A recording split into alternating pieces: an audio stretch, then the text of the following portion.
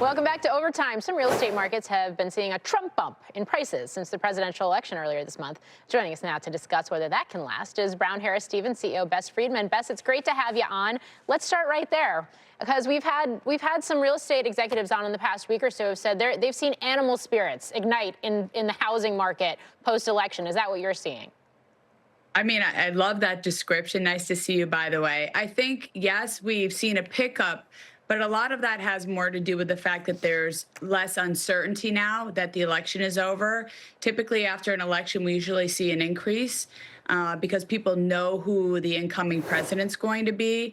And so that's a good thing. But we still have what I call the troubling trifecta in housing, which are higher rates, mortgage rates, higher prices, and a lack of supply. So as much as I'd like to ride this wave of happiness, we have real issues in the housing market, and I'm hoping that will get better in 2025 if mortgage rates will come down a little bit and we get buyers and sellers back in the market, because that's been a real challenge as of late. Okay. How much of that is going to hinge on Fed policy and rate cuts continuing versus a Trump administration coming in and maybe looking at housing policy a little bit differently, especially with taxes on the table?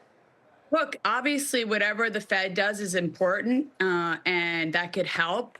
And look, there's only so much that the Fed can do because most regulation is overseen by state and local. So like in New York, it's not so easy to convert an office building into residential. There's a lot of bureaucratic red tape. So I'd love to cut a lot of regulation and start to build some housing, but it's not as easy as you say. But look, I'm rooting for a win. I'd like to see a lot more supply in the market, a lot of positive people getting into the market. The average buyer, first-time home buyer today is almost 40 versus 10 years ago, they were 28 years old. And so there's a slowdown in that promise of the American dream of buying a home. And we need to get back to that because it's super important for people, everyday people, to be able to buy a home. And I hope that we can do that with this new administration. So I just mentioned tax policy. We know we have these SALT caps in places like New York, New Jersey, where I'm sitting right now, other parts of the country where you have a high property tax situation.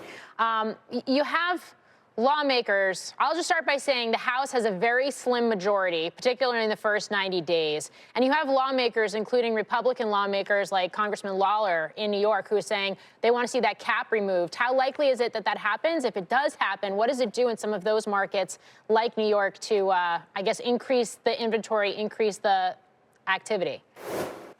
I think there's a good possibility that it happens. It expires in 2025 anyway. And it was sort of a punitive measure. And we want to get people who want to be a part of these places, who want to live here, who don't move to lower tax places.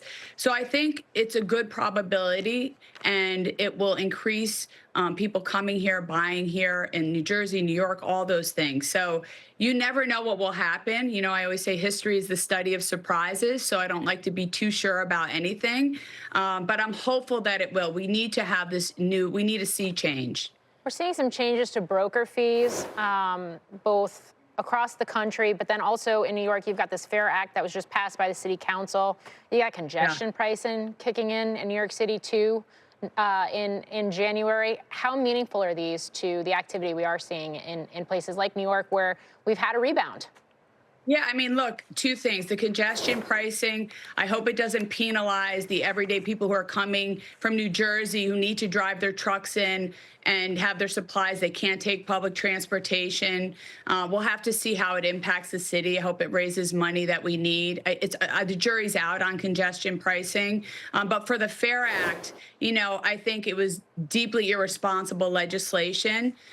Mayor Adams has spoken out about this. I think what's going to happen is that for the long term, rents are going to go up. And I think this super left progressive city council needs to start collaborating more with people and understand the impact of this irresponsible legislation. It's a horrible thing in an environment where the rental market is already very high. They do not understand what they're doing. And I've spoken to them. I've testified there. It's deeply frustrating. Bess Freedman.